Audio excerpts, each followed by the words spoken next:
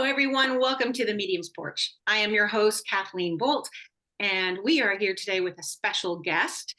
We are coming to you on Blog Talk Radio and Facebook, Lilydale Assembly Inc.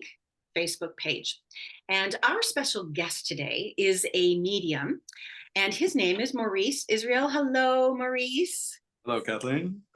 And I met Maurice some time ago, and we are fellow mediums, and he is also studying trance as well. We have this similar mentor, teacher, inspirer, and this is how we've met. Now, I want to just say a little bit about him, but before I do that, I want to bring your attention real quick to the fact that this is a Lilydale radio podcast. And as your host, they've asked me to mention the fact that Lilydale is a community. It is a system where we set up classes and we have a season, and year round we have Zoom classes as well. And this fall, Lilydale started a giving campaign. And the giving campaign is called Share the Light Within, Embrace the Joy of Giving. And you can make a donation to Lilydale. Lilydale's a nonprofit organization and the corporation itself. And you can do your one-time donation if you like, or you can become a monthly donor through a membership. And when you do so, you'll be contributing to help thousands of people and the community itself to continue what's been happening for over 145 years. Actually, next year will be the 145th year. So do you love Lilydale? If you do, its people, its places, its programs, and the land itself can benefit from your sharing. Visit the link posted in the body of this podcast announcement, and you can click that link. It'll take you directly to a place where you can make your payment. You can also go to the LilydaleAssembly.org website, and on there you'll find the phone number 716-595-8721. And you may find more information there, but you can also call that number and call and talk to somebody, and they'll put you in the right alignment for how to make your donation. So just know also that if you make a donation to Lilydale, you can get a tax letter for 2023. And Lilydale is going to keep that donation channel open until December 31st of this year. So give it a thought, give from your heart, and know that when you give to Lilydale, you are giving and you're lighting the way. All right. So back to Maurice. Maurice, so we are here on the Medium Porch podcast, and Maurice and I have had a conversation about what we're here to do today, to talk about the service, the spiritual process, the privilege, and the power of communicating, as well as giving Maurice an opportunity to talk about some of the other things that are important to him as a medium. So Maurice, without further ado, let's find out a little more about you here. So Maurice Israel is a psychic medium and a teacher, and he has provided private readings and demonstrations of mediumship for over 17 years. He is also a registered nurse with over 22 years of experience, spending the majority of his career as a hospice and palliative care nurse in Florida. Maurice received his training in the UK at Arthur Findlay College. He has provided clients readings worldwide, and he has taught and demonstrated mediumship in the US and in Europe. Maurice teaches classes in psychic mediumship development as well as mediumship development. He always brings a spiritual component into each of his classes, believing that spiritual growth is an important part for anyone wanting to develop their abilities. Growing spiritually allows you to become more in touch with your true self and thus enhances your growth on many levels. Maurice believes in the healing power of mediumship and the importance it plays in the grief process. Over his career, he has witnessed the positive effects of mediumship and what it has done for his clients. Maurice is a certified medium with the Forever Family Foundation. Maurice, welcome. I'm so grateful that you were able to come today. Good evening, Kathleen. Wonderful to be here with you. I'm so glad. Yeah, it's nice to see you again.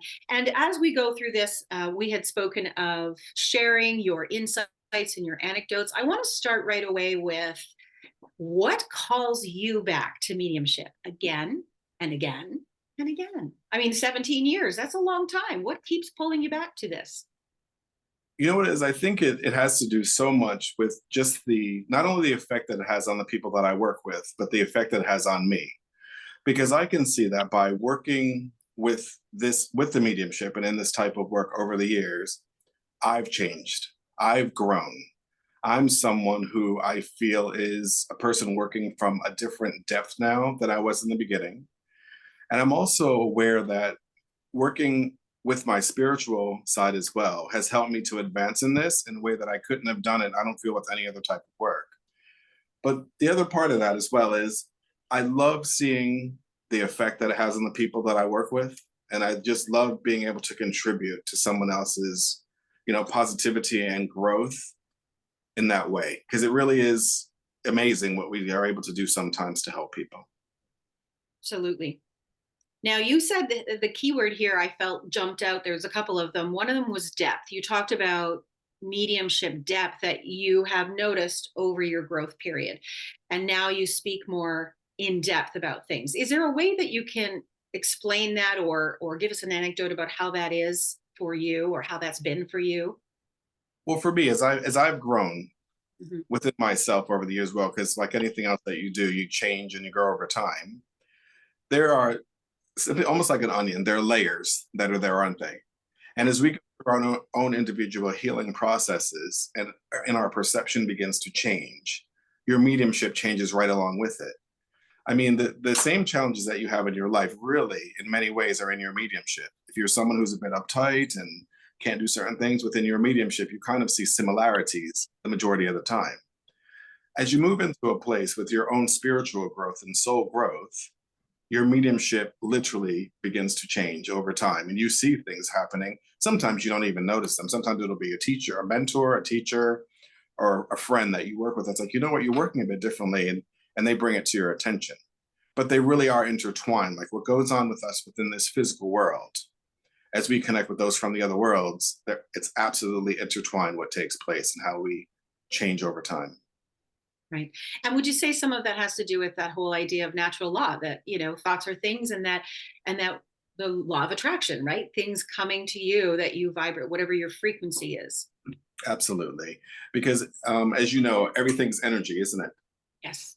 Yeah. And the more that we learn and change our perception, especially in regard to something like mediumship, because many of us weren't raised with this. Like I was not raised with this at all. This is something that I had to get past myself to allow myself to even do this. It took me years to get to a place where I accepted that this is something that I was able to do and it was okay for me to do. Once that happened, though, and that it changes your life because then your perception of what this world is and the next world is something brand new. Right. So can you talk a little bit about getting past yourself? What does that look like? I'm asking you the question for the listeners that are maybe in that place, right? Where they might be still getting in their way or they know there's more, but they don't know how to make the leap. Maybe your example can help them out with that. Well, for me personally, it just came through education and perseverance because I'm not a person that you can say something when I just take your word for something. Okay. Um, yeah, for me, it came about because I did a lot of reading and then I started to take some classes. Mhm. And then it was the fact that this was in no way harming me or causing me any kind of grief or anything negative going on. And then Yes. for me, I had an opportunity kind of in my early days to sit in some psychic fairs. And as I was doing the psychic work, the mediumship was coming through, Ah, uh, whether I wanted it to or not. That's just how it was working at the time.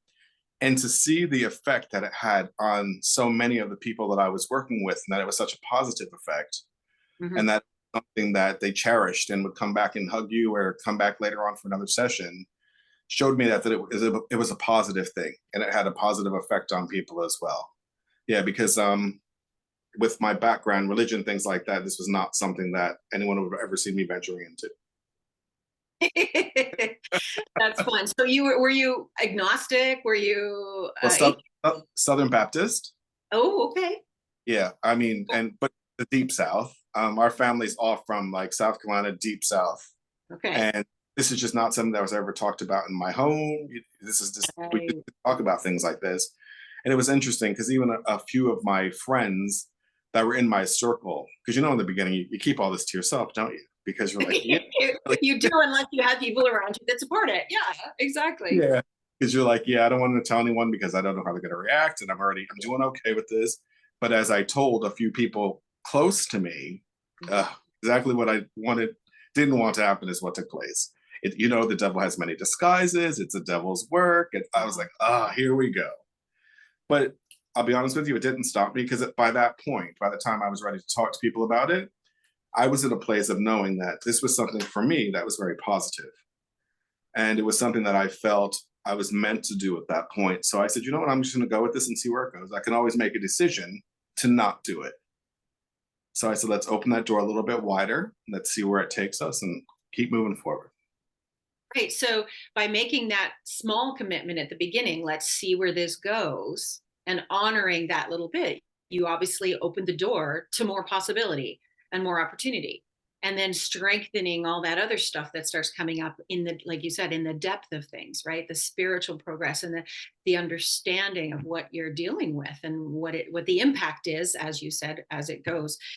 You talked about how the mediumship started coming through that psychic impetus, right? Tell us a little more about that for you. Yeah, so for me, in the very beginning, the psychic work was something that just kind of happened for me. Like, I started having experiences. I met someone who was into that type of work already, so I was introduced to it. I said, okay, you know what? I've been having different types of dreams and the kinds of experiences that have been a bit prophetic, and I've been having feelings and kind of knowing things. So I could go down that road. I felt okay with that because that I felt was already mine. But then what happened was, as things began to, I guess, open or reveal themselves, I got to a place where I was very much aware of the spirit world around me. Like, yeah, I had an experience even in my own home, which almost made me leave this altogether, because I was sitting at home and I was aware of someone on the other sofa in my home, almost like a hologram, right? Okay, yeah. So I'm in my house watching TV by myself at home. And all of a sudden I look over and I'm like, wait, there's someone sitting there. And in my head I was like, but I'm home alone. And I was like, but there's someone sitting there.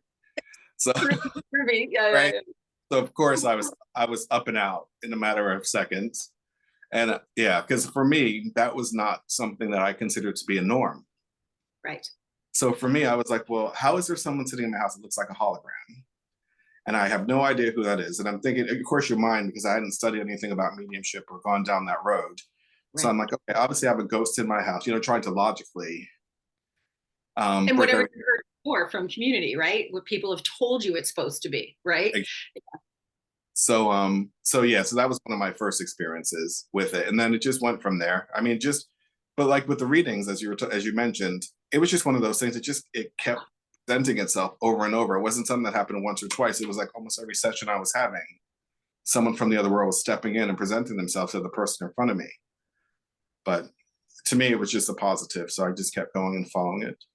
Yeah, that initial response you speak of, where we're like jolted, right? We're surprised, the unfamiliar. Fear does come up because it's something we don't know. But that moment after, once you pull yourself back together, right? You can look at it more clearly. You can question it. But it opens the door.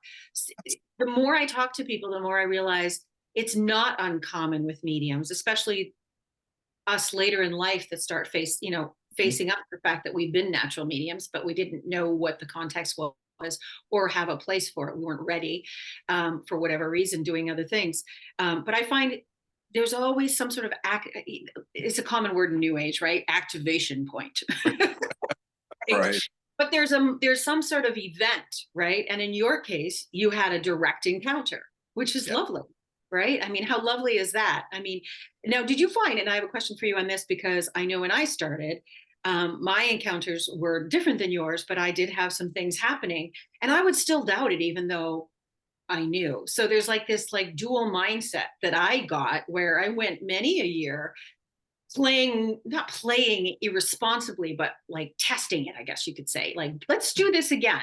Let's do this again. And then I find out, oh, I did it again. And it was like amazing. And it's like this fascination, but then you feel like it's going to go away because it's not there when you cook your eggs in the morning. It's not interfacing with you at that point. So did you go through that process where you were like of double mind for a little while at the beginning? Absolutely. I did go back and forth because around me, prior to this, I had done some healing work, but I Okay. didn't know any other mediums. So for me, when this happened to me, I didn't know anybody else who was a medium at all. Oh, wow. Yeah. So I literally was in a space where this happened. So of course, wanting to learn, you start to read books about it, you learn about it a little bit. But when you have that feeling of just not knowing and initially being somewhat alone, because what are you going to call your parents to talk to them about something like this? Absolutely not. but Yeah. To go at the end. but then shortly thereafter, I did end up meeting a few people, and then that's how I ended up going over to Arthur Finley because through Okay. those connections, one of the women had traveled there, and it was very interesting how all that happened. So it was good. So do you feel, I mean, this is almost a silly question, but do you feel spirit aligned that, yeah, Absolutely. yeah, Yeah, there's no synchronicity. looking back now, there's absolutely no doubt. Isn't it more fun to look back sometimes at those things? Because when they're happening, you're so caught up in so many layers of life along with it. But when you look back, it's like crystal clear why this happened and why this was the next step and why that person came into your life and maybe they went back out of your life. But yeah, it's No, fascinating, isn't it? Yeah, yeah, it really is. nice. So Arthur Finley, talk to us a little bit about your experience there. For me, it was the first time I walked into that building, it was like going home. I mean, because the energy of the building is absolutely inviting. And there have been so many years of mediumship work and healing work within the building that the energy is just it's beautiful, it's warm. I mean, it's a mansion that's been restored and returned into the college of mediumship and psychic studies, essentially. And the people that are there are people that have been doing this for a long time that are qualified. I mean, for me, it was the right place for me to start because I like structure and I don't mind studying and doing a bit of work as long as it fits into my realm of reality, which this did because of how it was set up, especially in the beginning. Right. Um, it really just worked for me, but that's a fantastic place. It is. And I can totally relate to what you're saying about the atmosphere there. Yeah, absolutely. And when I first saw it, I thought of it as Hogwarts for mediums because that's how the building it kind of looks like that, It's got that kind of English castle mansion kind of Absolutely. yeah, very good. So you mentioned that, or I mentioned when we were reading your bio about hospice. So now, as you're developing this process, I mean, do you feel it was like a cross training process? Let's start there with your hospice years. Do you feel that was actually nurturing you and getting you ready for where you were going with mediumship? It was. It's interesting because they both came about close to the same time, to be honest. They Oh, they happened when I went to hospice. Well, actually, hospice would have been a little bit sooner, but yeah, it definitely was because what was going on with hospice in regard to energy and being around those that are so close to crossing over, mhm. and just being in that space and working with your own sensitivity, because with your mediumship, there is such a sensitivity that comes into play with everything that we do. Yeah. And I absolutely, looking back now, realize that, especially when I first started with Arthur Finley, because I would go home and I would be able to see things and sense things that I know other people in the room had no idea was going on. And that shed a lot of light on me with some things as well, because it was just that reality that, that you can see that energy moving from the body. You're aware of others in the room as this is all taking place. And then you see people that are at the bedside and they're just witnessing the last physical movements of the body. But then as you're very much aware that in the corner, they're up and out already and they're there with other loved ones. So yeah, so there were so many things that happened like that took place for me with it, especially in those early days. When you were there in those early days, witnessing that, did they ever engage with you directly? Well, I had one situation where a father whose daughter was at the bedside. That's one of the stories I remember the most, who really wanted me to make her aware that he was there. Like I was very aware. This is a few years after I'd been studying already. And I sat back and in my mind, I was like, oh, I would love to do that. But then I said, but I really can't do that because the perception in society for some people is not welcoming to this type of work. They wouldn't be okay with this. Right. So I just kind of stepped back and I said said to the other world, I'm like, look, I'm happy to help, but I said in my work environment, I can help in other ways, but I just don't have that comfort level to begin to talk about these things here, which is unfortunate on some levels because some people are very open to it. Yeah. And I feel they would benefit. I see that as a struggle. It comes down to how we perceive our own personal ethic, whether we do that or not do that. And yet, and I know spirit supports us in that. I also know from other experiences, and perhaps you can, you may concur or not with this, but I've also had the thought that goes with the experiences that, well, if spirit's asking me to do it, maybe they know the circumstances will be okay for it. Like maybe they know this is a time to do it because we're giving you permission to do it by contacting you in the first place. How do you feel about that thought process? Have you had that thought process? That has gone through my head before, but I've still always played on the side of caution, to be honest. I've just chosen to, I've even said to the spirit world, I said, look, I'm happy to be here. I'm happy to do this work. I want to be of service and help in any way that I can. But I said, but that's something I just don't see myself crossing the line because you know what, no matter what, someone's going to talk to someone who's going to talk to someone else who's going to talk to someone else. And those things, they do come back to us. And in the early days, I wasn't ready. I mean, I wasn't ready to tell my friends and family, so I definitely wasn't ready to let anyone at my job down. So, yeah. It hasn't happened since, has it? No, not at all. The reason I think this is interesting is because I had something similar happen. I was in a grocery store line and I went into the zone where I wasn't paying a heck of a lot of attention to anything. I was just like daydreaming. And of course, by doing that, all of a sudden I hear this voice say, tell her she's being taken advantage of. And there was like an urgency in this person's voice in spirit. And there was this woman in front of me and she was talking to the woman that was checking her out. And they're having this nice little conversation. And it only happened once. And I thought, you know what? I bet you spirit was, maybe this is the same as you, setting us up for an opportunity to get a sense of what our boundaries are, what our bearings are, what our ethics are, how we want to be as a medium, because it happened to me at the beginning, just as it happened to you in the beginning. I've often wondered if that was part of our process of defining who we are as mediums and what we will do and what we won't do.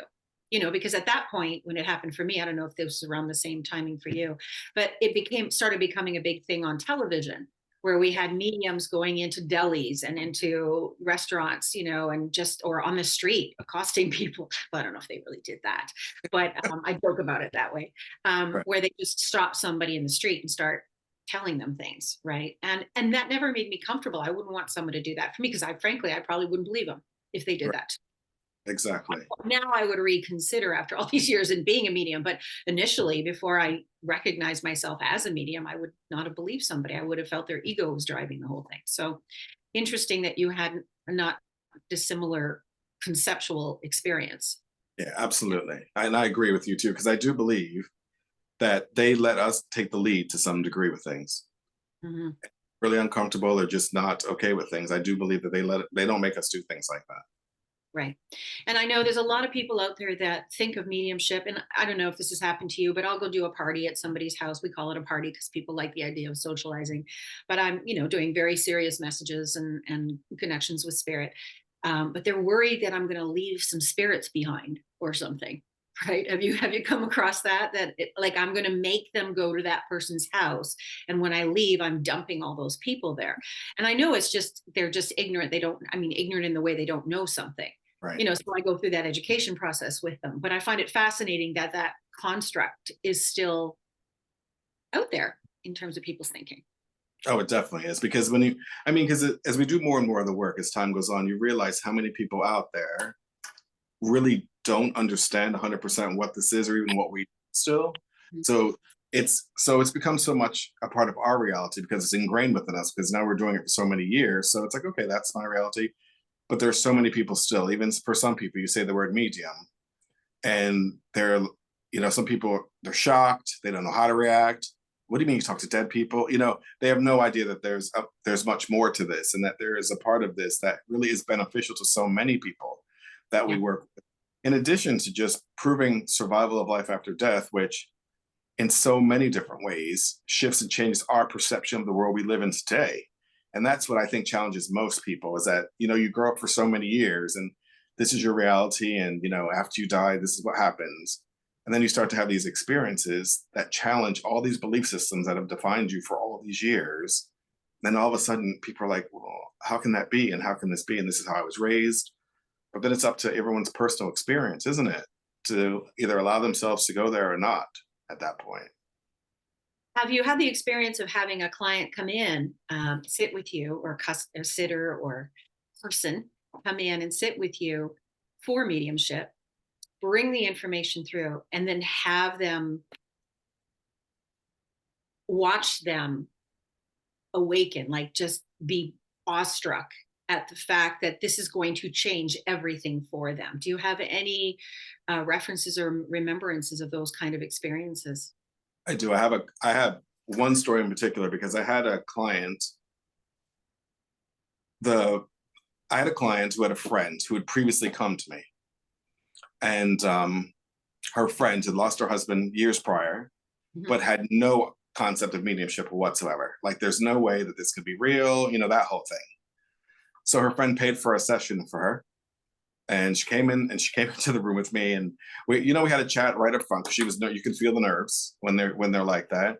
And I said, no, nothing. I said, nothing negative. It's just, we're going to connect and see if someone comes in today. I didn't know who was meant to come. And we'll just see where it goes from here. I said, if that's okay with you and you're comfortable. She said, yeah. It was amazing as he came in, because he came in so strong. Some of those sessions that we have are just so tangible and just so strong that the evidence is just right there. And that's one of those sessions that I had, to the point where she couldn't stop sobbing by the end of the session.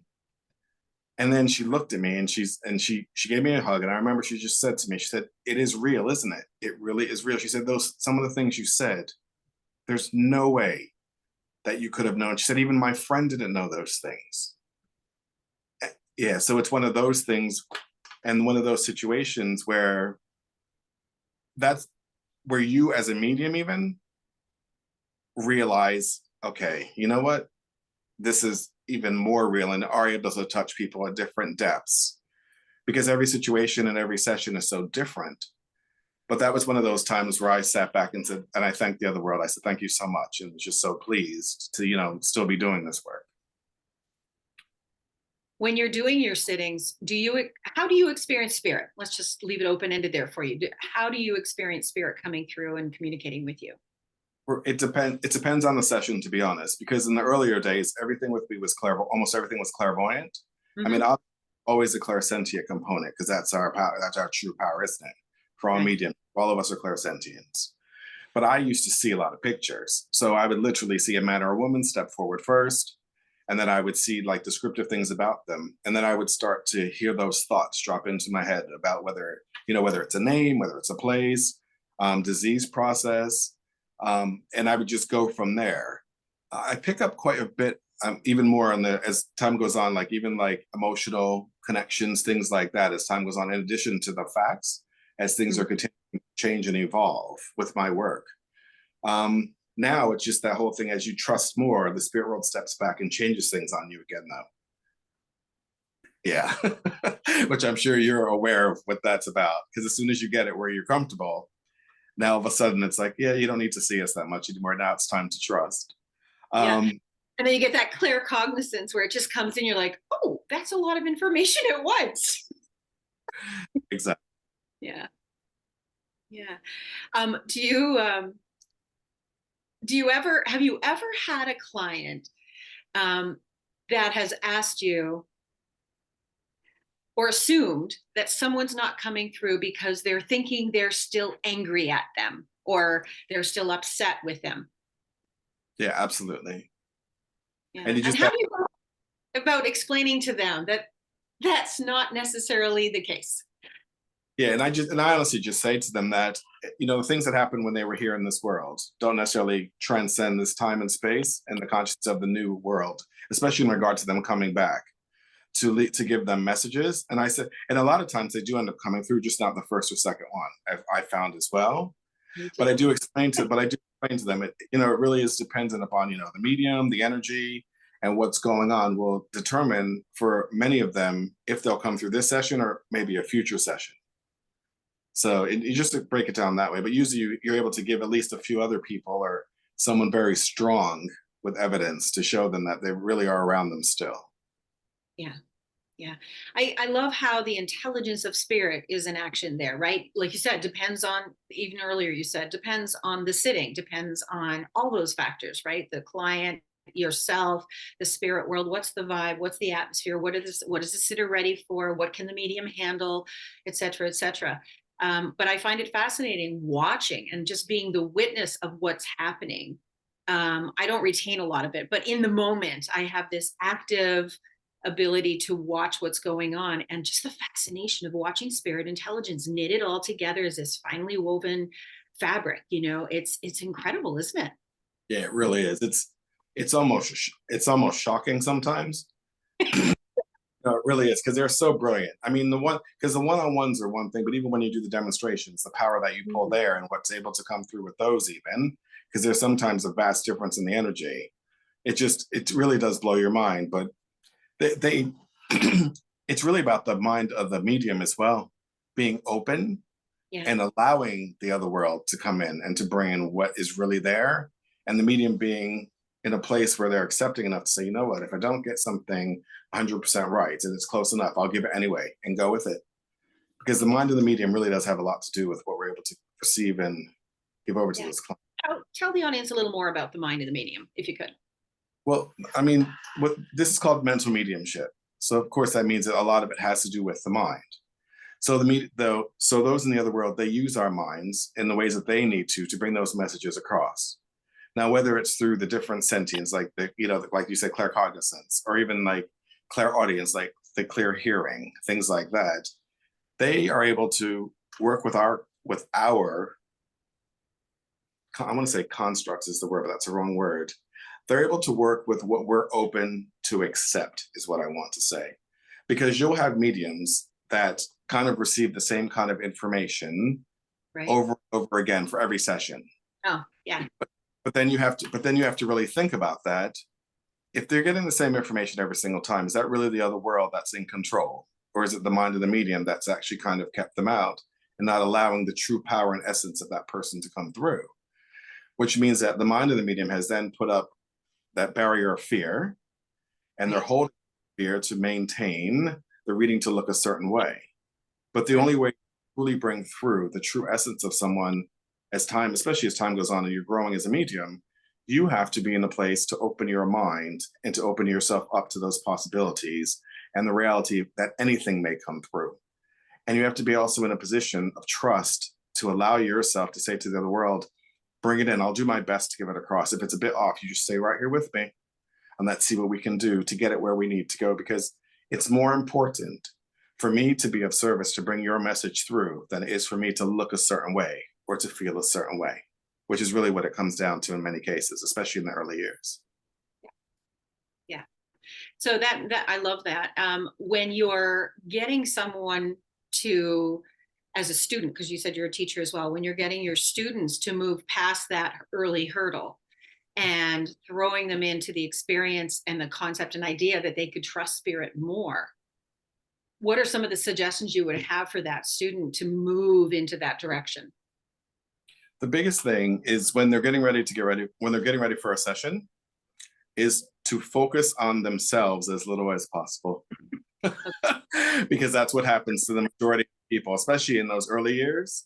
Yeah. Because you want to make sure you get it right. You want to do the best job that you can do. You want to make sure, well, the other world knows that already. But if you want to make sure it looks a certain way and it presents a certain way, then you've already interfered somewhat with what's going to happen during the session. Because it has to come through this way, it needs to look this way, I want to work this way. Can't do that. In a class setting, it's about creating an environment of trust and just everyone being open and understanding they're in all exactly where they're meant to be, and putting the trust into the other world and just letting them come in and present as they want to present, so that the students can also see how they're capable of working, because many of them have seen other people work, Right. And that's their map. Well, this person works this way and this is the information that they get, and this person was this way, so that's how I'm going to try to work. But what they don't understand is their guides know how they work. They already have their strengths there. They're just in the process of learning what their strengths are, and they're in a place where we're just beginning. So allow the spirit world to show you what your possibilities are with this work. Allow the spirit world to step in and show you how you can move forward and how you can touch people and affect people and bring those messages through. It's about going back to that space and just allowing them to show you what you can do, because what you think you should be able to do in most cases is going to be limiting those in the other world from really advancing you in the way you're meant to work. Right. Like I'm the XX medium, or I'm good at this, or I always watch my clients respond this way. And yeah, when we lock ourselves in, that's exactly what we're doing, locking ourselves in. Yeah, which comes back to the ego, which is Yeah. unfortunate, because you have to think about it. Like, if a grandmother comes in to present a certain way, okay, their grandmothers, not all, but most grandmothers, loving, kind, cuddly, just warm, but they want to say certain things, as opposed to a brother, a sister, a spouse. They want to bring different things through. And if a medium has in their mind, well, these are the 6 things I work with, and I want those 6 things every time, the spirit world will do their best to help them meet essentially what they're kind of bringing in. But that kind of takes away from those in the other world and the message that they want to bring through, and the love they want to show, and the messages they really want to share with those in this world. Right. So what came to mind when you were talking was the concept of testing mediums to fit in some sort of parameter, or passing a test or getting qualified. Like I know the SNU has a ministerial program and a mediumship certification and a platform certification, and Lilydale has the registered medium certification, and I think Forever Family you have to test or something, don't you? Yeah. So this testing process, I think what I've witnessed, and I'm just going to speak to this because that's a little bit of my soapbox here, is that I've watched people, I want to say, perform to the test. Yeah. Right? They're not trusting spirit. They're like, I have to get 6 of these. I have to get 5 of these. I have to make sure I do a message. I have to, and I watched it block them. I watched it make their work inferior to when I had seen them at other times when they weren't testing. And there's the ego, right? Because we want to pass something. We have a personal desire. And I love that as a personal example of, like you said, the ego's getting in the way. The ego wants something out of this. As soon as that starts happening, the intelligence of spirit never goes away, but it's like, talking with our hands over our ears. We don't hear it with acuity or authenticity either. So, yeah. I think what has been your experience? Now, you are a Forever Family medium, so you had to go through a testing something to get qualified to carry that label and represent Forever Family, which I'd like you to talk a little more about in a minute for people in case they don't know what it is. But what was your testing process like for you, or how did you approach that to help those that are going to be testing in the future? I mean, Forever Family I found it to be quite rigorous, because it was the first time I truly was tested. Okay. So for me, it was a little bit of a panic. But they set you up with different people that are meant for you to read to be certified. Of course, you've never met these people, and you're not necessarily aware of what they're looking at. It's just for you to do the reading and then to be scored and find out in the end if you've gotten through or not. So of course, there's a part of you that, as an individual, as a human being, it's like the whole, oh my gosh, you go and, what can I do this? Can I not do this? And it's interesting, because I know quite a few people that have gone through it as well and haven't been successful. And we've had those discussions. And it's the ego and the mind getting away, creating that insecurity, isn't it? Right. But the thing that people need to remember as well, though, when you're testing something like that, the spirit world is an intelligence. I mean, for me personally, I literally put up to the other world after I struggled with the first 1 or 2. I said, look, I know you're an intelligence. Bring me in those communicators that can bring through what I need to make. Because if I'm meant to go here, then please bring me in the communicators that can work with me in this fashion. And then I gave it back to them, and it worked. Nice. But it was definitely challenging. You surrendered to the most important part, which is your role as and in service of, in the mediary position. Right. Spirit. Yeah. And then it was the whole thing, like I spoke to you about a little bit earlier. It's that whole, that whole thing about when you sit in front of a client to do a reading, any type of session, especially with mediumship, you are there as the medium. You are there as the intermediary. So you should be the person letting go and just allowing yourself to move into that space. The most important thing for you to do is open yourself, connect, and bring through the message from the other world. The rest of the stuff needs to go out the window, which is very hard in the beginning, or for those of us that are type A. Um, No, everybody. yeah, but it's the same kind of concept, isn't it? Because when you're in front of someone like that, you want to have the best outcome, but you really have to get in that space once again, putting the mind to the back of just a bit, that part of the mind, and saying, "Okay, I'm here as the medium. Please come in, step in, let's do this, and go for it."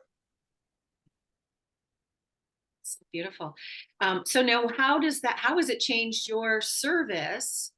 I mean, has it just put you in front of a different platform, or does it give you more? Okay, I think where am I going with this? Okay, sorry. The grief. I wanted to talk about how Forever Family, I know they focus a lot on that purpose of serving through mediumship, right? I mean, we all touch it, but I feel like my encounter with Forever Family is that that is a real focus for them, It is. the community for grief and in grief, and bringing that sense of assurance. So obviously you're doing that. How has that changed maybe your client base or you, or just the way you serve? For me personally, I think because I know that these clients are coming to you because they are in a place of grief. Because the way that it's set up is when you become certified with them, you put your webpage to their site. You connect it because Right. you're certified. And the thing that I love about this is, these people are really people who need help and need assistance. So it makes it that much, to me, it makes our service that much more important to them, because you don't want to let them down. You want to do the best that you can do for each and every person, because that's why they're coming to you. In early days when some people have readings and things like that, some people, if it happens, it happens. I'm just going to see what they do, that kind of thing. But the Forever Family, I mean, the reputation's fantastic. The people that have created that foundation, absolutely just fantastic, good-hearted people. It's for me personally, it's a great organization. For our listeners, I'm going to put the Forever Family Foundation link in our description so that they can link later. Great. And this idea of growing yourself, your experiences with grief, you are a person, you're a medium. Have you encountered mediumship as helping you get through grief at this point in your life? Absolutely. For the first few times in the past few years, to be honest. Yeah, for me, I don't know if I guess it's more fortunate. I didn't really have too many losses early in life. Mhm. So I've had them later in life. And being able to have some kind of contact or connection with those that have crossed has made a difference for me. Now, don't get me wrong, it doesn't make it easier, because that physical connection and that being able to hug someone or touch them or just have them physically in front of you is obviously can't take place. But there's a reality of knowing, I know they're still here. I know they're still around. I know that in the other world, in many ways, they're better off than here, because there's no more suffering and no more illness. And that comes to me as something that's really speaks volumes, especially for someone that dies like of cancer and they've been suffering for many years, or they have other types of deaths, that when you watch them dwindle in front of you and witness this, that it's just, you wonder why people have to go through such things. But for me personally, it's just, as a medium, not that I find it easier, but I just, not that it makes more sense, but I know that there's life after death, which makes things change for me in a way, if that makes sense. I don't know if I'm saying that 100% correct, to be honest, but I just know that continuation of life after shedding this garment is a reality. And I know that I'm able to maintain those relationships. Does it help with my own grief? Yeah, sometimes it really does make a tremendous difference. You still have those moments though, because the loss is a loss. But to me, it makes it better for me. It really does. Yeah. Yeah. I know when I experienced my father who's passed, who was actually part of the conduit that, got me to where I am today. Um, the grief is still there. I still, every once in a long time, feel him so palpably, the tears just rise up. Even though I know he's okay and I'm okay and everything's okay, right?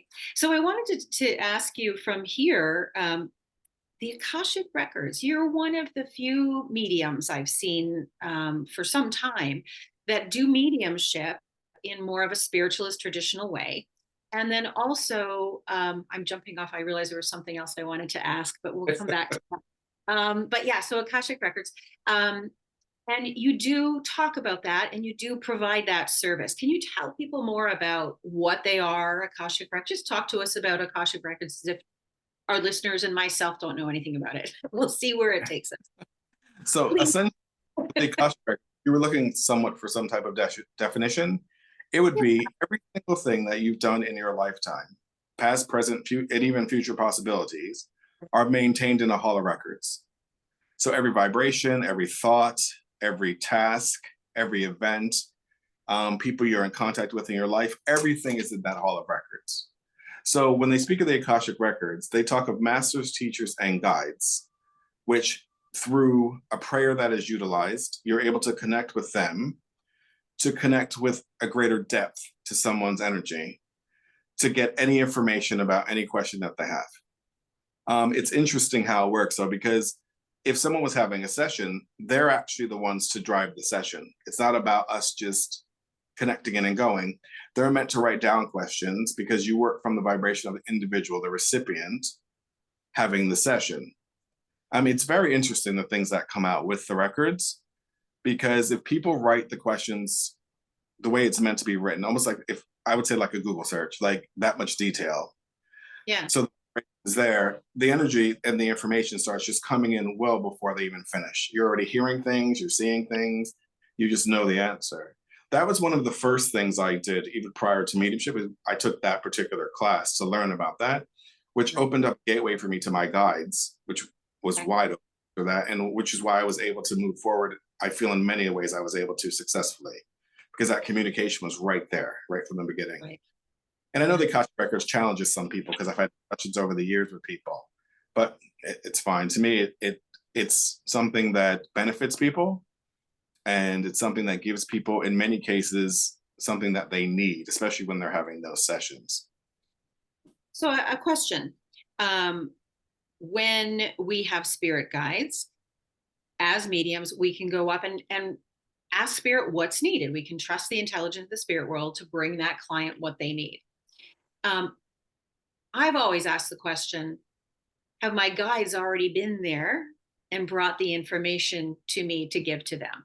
Or do I need to bring my consciousness into those records to get even more accurate information? So in other words, do I need to do an Akashic record reading for someone to get the quality, depth, and scope that I would get? Or can I just ask my guides to give me the information that's needed for my client? Okay, my response, some people are not going to agree with that at all. I want your response. For Just me, curious, the question I've always had. For me personally, over the years, as I've worked with the records, Yeah. there is a shift, or almost like a greater depth that takes place when you read that prayer. Like, I can literally feel the energy move, and there's a shift of something that moves to me a bit deeper than when I just sit and say, take me to my guides and take me to the records. And it's almost as if, not that, because I don't doubt my guides by any means, because they've proven to me over the years that they're absolutely real and they're absolutely here to benefit all of us. But it's just that there's that additional energy or pull that takes place that it's almost like making you aware that you have absolutely gotten to those records and you're in those records, and everything that they're going to ask about, you will get that information. Okay. So if I could think of it this way, let me know if I've got this right. So it would be like there's a certain vibrational frequency and the energy of the guides that work with the Akashic records. And then there's my guides that help me whenever and however they can, wherever they get that information from. Mm-hmm.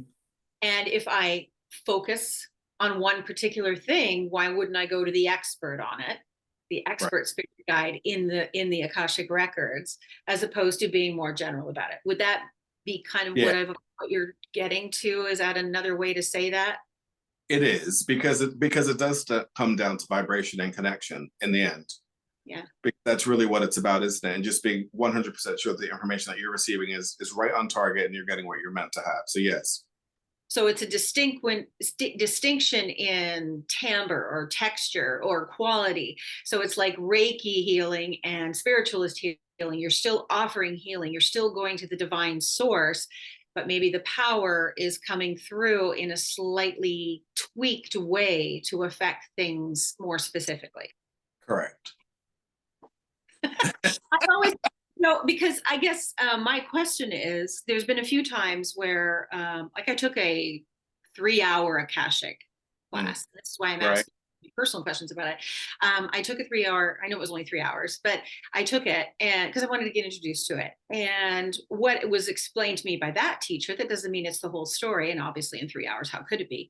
But I started feeling like, well, my guides go there. Like the information that I've experienced in this meditation is either I'm not supposed to go there or my guides already go there, right? To the experience I had. So that's why I ask these questions, because I haven't run into a lot of mediums that work with both. How have you found Akashic record readings fit into spiritualism at all? I mean, it's to me, it's the same concept because most people that come to us for sessions, even outside of mediumship, Mhm. it's because they're trying to find answers for self. And usually it's for guidance, isn't it? I mean, and it's just another tool that we use. And some people are drawn to the records as opposed to a psychic session or a mediumship session. Gotcha. Yeah. That's just how I see it. And it's just being able to help people as much as possible and not create any type of issues along the way is really what all this is about. It's just, being of service, being, if someone's really destitute or really struggling or suffering, to be able to hopefully touch them and lift them a bit or help them in the way that they're needing for that particular day. That's what I feel the work's really about, to be honest. Yeah. So now the one question I like to ask people too is, where, as a medium, do you feel the spirit world is located? All around us. I really do. That's what I Because keep getting. I don't know. I just keep asking it though, because I'm curious to see if there's a variable on that. yeah, well, because you read different books. They talk about different dimensions, different things like that, which I'm sure we've all read many of those books. But I just feel the spirit world's always around us because I have those, the world like that are family to me. That if something's really going on with me, if my thought begins to even go out, they're right there. And then like there are some times, especially in my earlier days, much more than now, where I would be near people or around people and just looking and be very much aware of someone right beside them. And you're just like, okay, spirit world's really all around these people all the time because you just see them. So I don't feel there's a real division. People talk about veil, but it's a thin veil.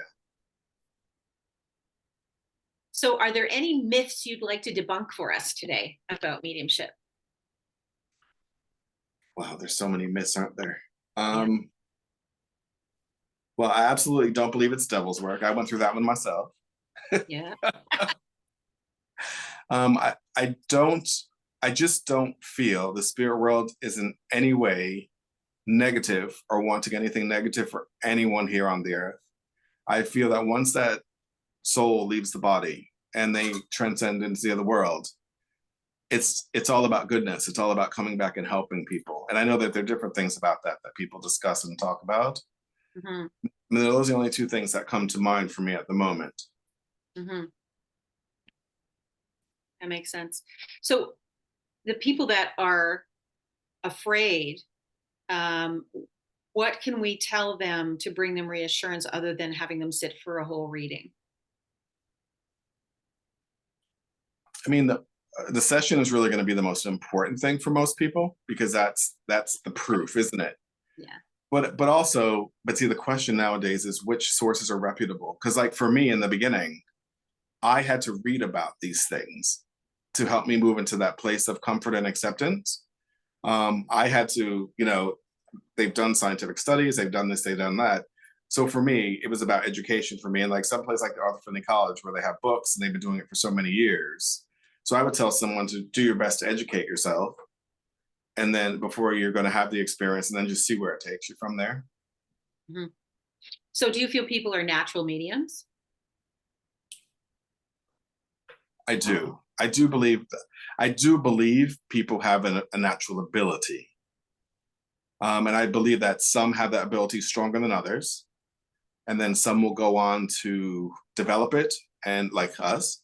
And then you have others that may just have experiences, because the reason I say that as well is because almost everyone that you talk to that's walking around the earth has had some awareness of the other world around them. Right. They just don't share it with everybody. But the more that you do readings and sessions, many times from the other world, they will bring up something, especially with all these one-on-ones. They will bring up something. Well, do you remember when you were in the kitchen and you looked to your right side? I just had to speak, and you looked to your side, and you were aware that you knew I was standing right there. And the person's like, oh, I remember, absolutely. So I really do feel that most people have some type of awareness, just about what they do with it, or they allow it. Right. And the process of mediumship, if it's natural and we start to train it, there's many levels of depth that we can go. I know you're doing a lot of trance training, right? And I know I am too. Tell us a little bit about your trance experiences, if you would. Well, I started looking at trance many years ago, right along with the mental media. I did mental mediumship for the first few years, and then the trance work kind of pulled me, because I had done the healing first. It was all healing for me in the beginning. Yeah. And then I went to the mediumship and then the trance. The trance healing, I'm treating that too, but the trance work that I'm doing now is more so, I practice more with other people because I've been studying it for a number of years. So now it's just about working with it to see if that deepening is there, to see what's taking place, to see how it's changing. Because the trance work, as we do more and more of it, you realize that over time, that depth and that connection does affect your mental mediumship in a positive way. So there's absolutely a positive effect to doing it, because some people are like, well, why would you do that? But also to be able to connect to those in the other world, especially guides or those that have crossed over with all that wisdom and all of that information that is there that we may not be privy to or may not have an opportunity to hear or listen to, is I find it fascinating. I really do. I find it fascinating. And the trance work, I just love it because, like I said, it's a much more passive state. You just allow yourself to go and blend with the other world. And a lot of people have this misconception that they enter your body and all that. Absolutely not. They blend with you, they blend with your mind to mind, and they bring you information. And as you attune to them, and it gets stronger over time. You have a favorite type of communicator and purpose in your trance? Do you prefer the philosophy, or do you prefer to bring through trance messages for people? I've done more of the philosophy. Mm-hmm. I've also experimented with the trance messages. But for me, right now, it seems more of the philosophy is more of a focus for me. Right. Right. I had a wonderful experience in the one of the sessions with Eileen Davies, who we both have been in contact with,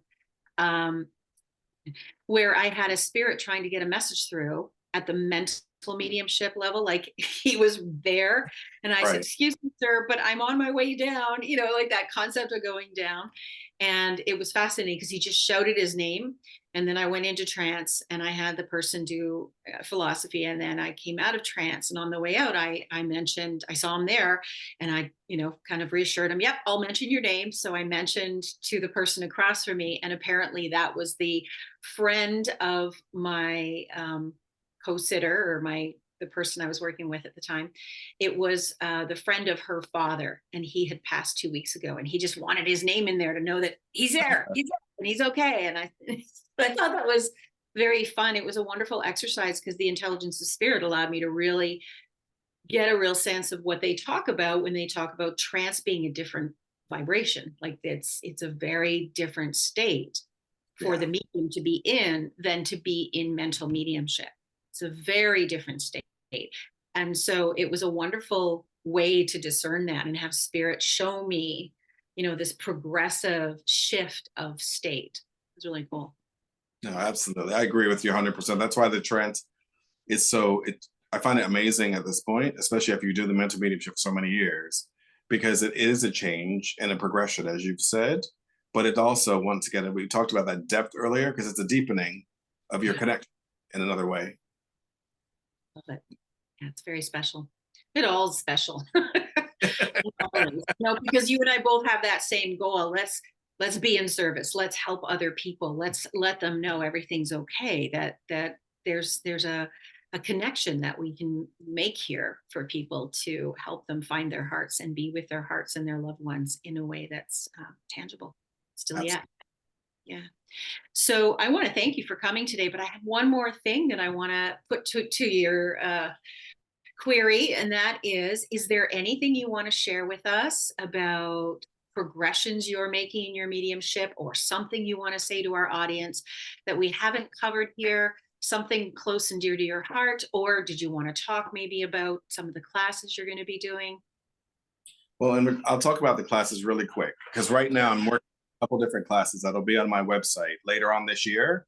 I've been doing some private classes for some church up in DC, more so than with the general public. Mm-hmm. But I'm stepping back out with my own again. I haven't done probably about a year and a half now because I've been with them. So I'll have those things on my website in the next couple of months. Right. Once I confirm some dates. The only thing I would say about mediumship is, for anyone that's stepping onto this path, especially new, please be patient with yourself, and that it's a journey. You can't run, you have to walk. You have to allow yourself to have the experiences. You have to allow yourself to create the foundation. And in the midst of that going on, allow yourself to truly live in that joy that is meant to be experienced while we're here on the earth, and just work on yourself, because working on yourself is what really allows you to move forward on your path in a way that you couldn't do any other way.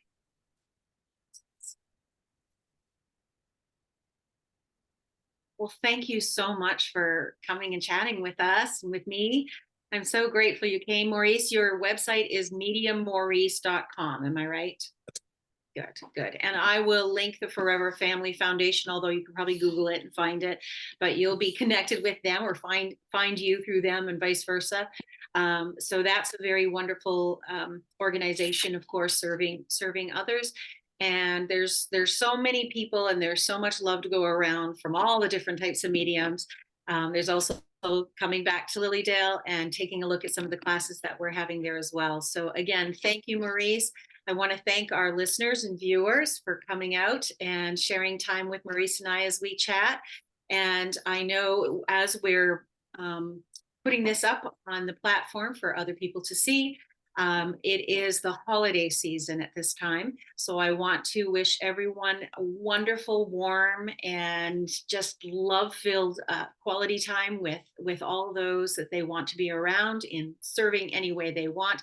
And just remember to take some time out to be in touch with your own heart. And as Maurice had said there beautifully, as mediums, we need to keep ourselves growing and glowing. So I don't know if you said it that way, but how I've been thinking it as you were saying, as being very visual and very childlike about it. So blessings to everyone. Have a happy holiday. And also to you, Maurice. Thank you all for coming today.